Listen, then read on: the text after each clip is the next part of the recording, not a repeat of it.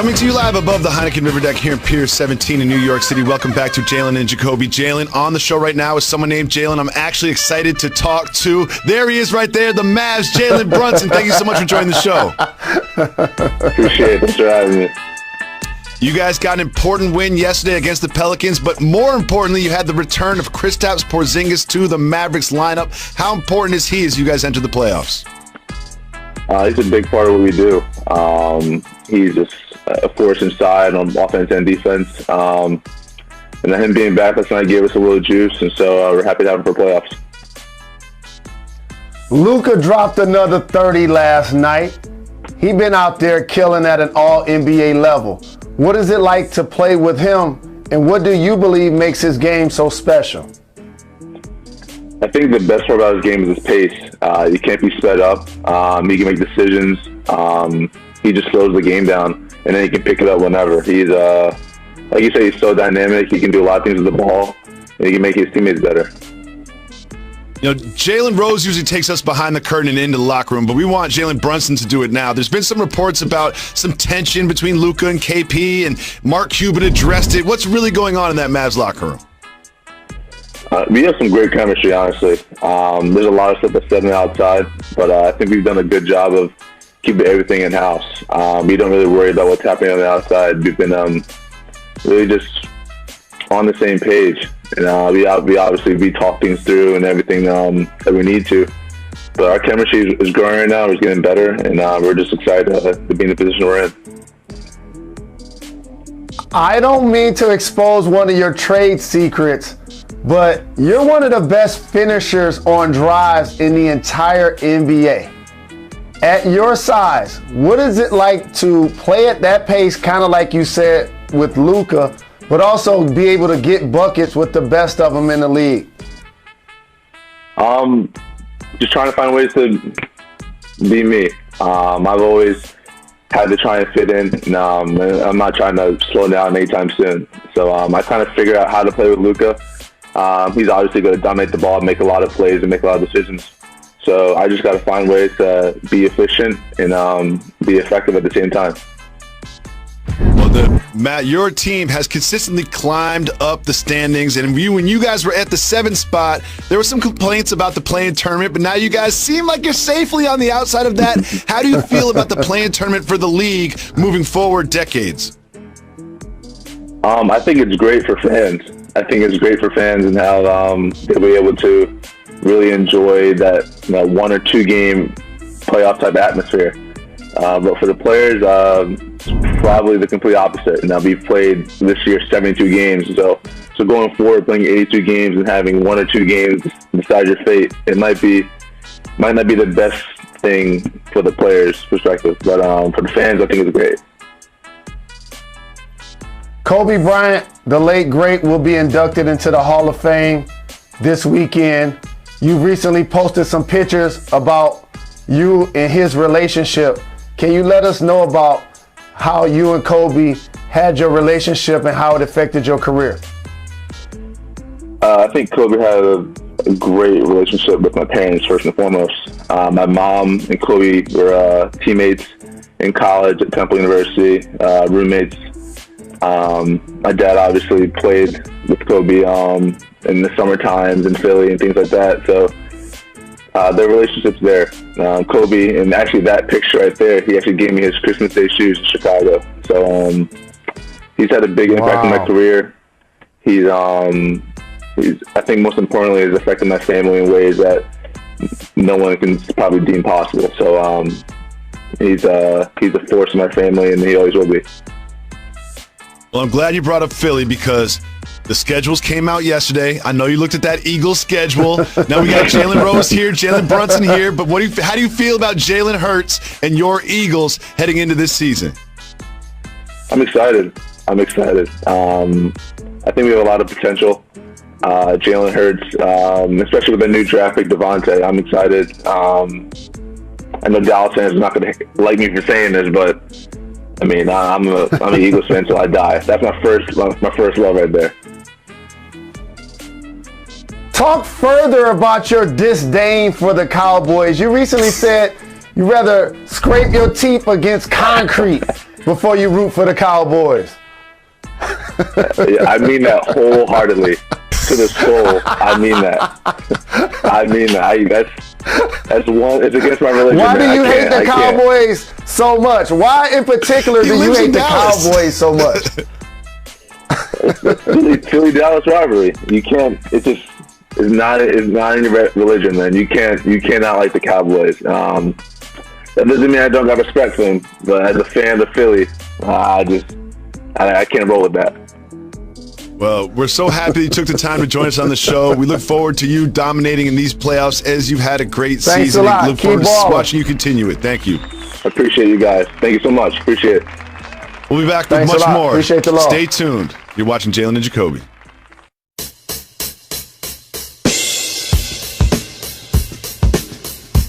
Got to give the people.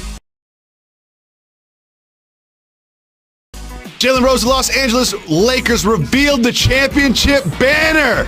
Will they get another one at the end of this season? That's a beautiful scene. Great to see AD and LeBron and Jeannie Buss and the family, Lakers Nation, enjoying their 17th championship to tie the Celtics. That's as close as you'll get to a championship. Let's start the show.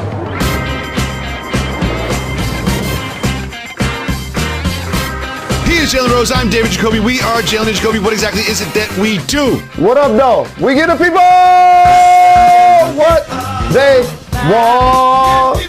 There is so much to discuss in the NBA, and we will discuss some of that with the Mavs, Jalen Brunson later, but we start with the return of the beard in Brooklyn. James Harden is back, and Jalen, he didn't even look like he missed a step. I liked what I saw from him. What do you think? When you step through to Brooklyn, so he's a masterful playmaker, and when he's out on the floor, I appreciate his role now with the Nets is to understand that he got to make everybody around him better. He's the facilitator. He's the orchestrator. He's the quarterback of the offense. Kyrie's the assassin. Is going to go one-on-one and try to go for 35 every night. KD, Iceberg Slim, shooting trades from the suburbs. James Harden is the guy that now everybody else wants to move, and Jeff Green wants to cut, and Claxton is getting dunks, and Harris can now get more opportunities.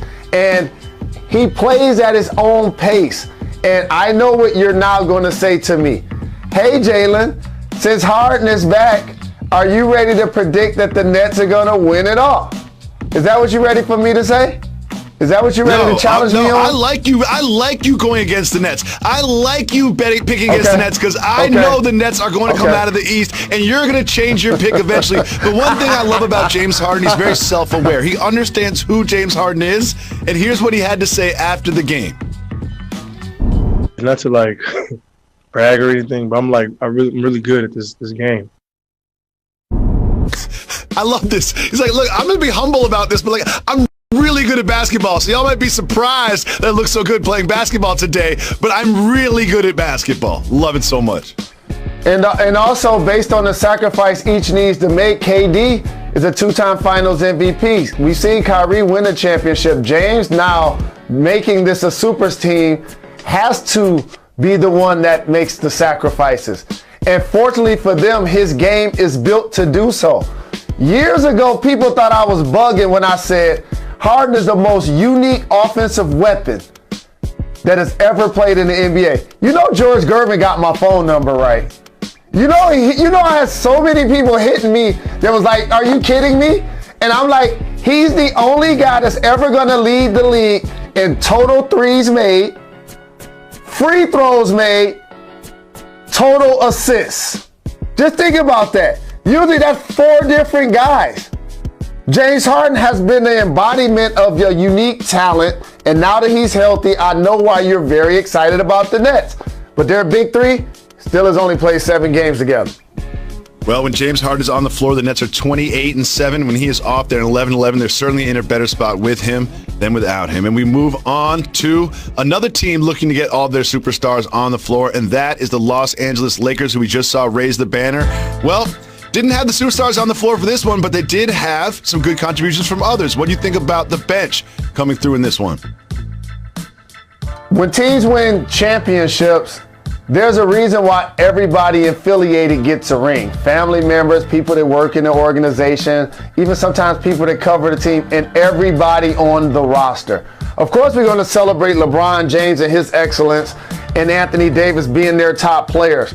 But if you're looking now deeper into the Lakers roster, Kyle Kuzma giving them quality minutes. Andre Drummond has now started to play better. THT with Schroeder and Caruso out is now giving them a great opportunity to win games. So each of those guys feel confident about themselves. Montrezl Harrell was just recently getting DNPs, Jacoby. He's the sixth man of the year. It just shows you the kind of depth that they have when they're healthy. Well, when you look at where the Lakers are in the standings in the West, we talked yesterday about how maybe going to the play-in game wouldn't be the worst thing because you end up matched up with the Suns instead of the Clippers. But the Blazers won yesterday against the Jazz. The Mavericks won yesterday against the Pelicans. They're not giving up the 5 and 6 spot. I think the Lakers will end up in 7 in the play-in, and I also think that's not the worst thing in the world. What do you think? I agree with you. All things relative. However, you don't have room for error when you flirt with the play-in game. I mentioned the Lakers last night, but LeBron wasn't playing, and AD wasn't playing. And AD has a groin injury. And you know what I learned about those? They don't necessarily heal overnight. So this is something that likely is going to linger with Anthony Davis. So the goal should be to play less games, Jacoby, and not more. You put yourself in the play-in, all of a sudden a freak injury or accident happens, Steph Curry goes out and puts up 45 on you, and before you know it, you're out in the play-in. And so it's important for them, yes, if all things are relative, to play against the Suns versus the Clippers. But they're not in a position to play those games because you're now flirting with a single or double game elimination because you're involved in the play-in. I fully expected LeBron James to be in uniform when that banner was revealed. Didn't you? Because we thought maybe he would play Tuesday night. And the idea that he wasn't available, that he wasn't in uniform when that banner was revealed, was a little bit concerning for someone who definitely has the Lakers coming out of the Western Conference. But I look forward to seeing him on the court soon. I don't think he's going to make his debut in a play-in tournament. Jalen, it is now time for some unfounded, irresponsible speculation about NFL quarterbacks. That is what we do. And of course, we start with Aaron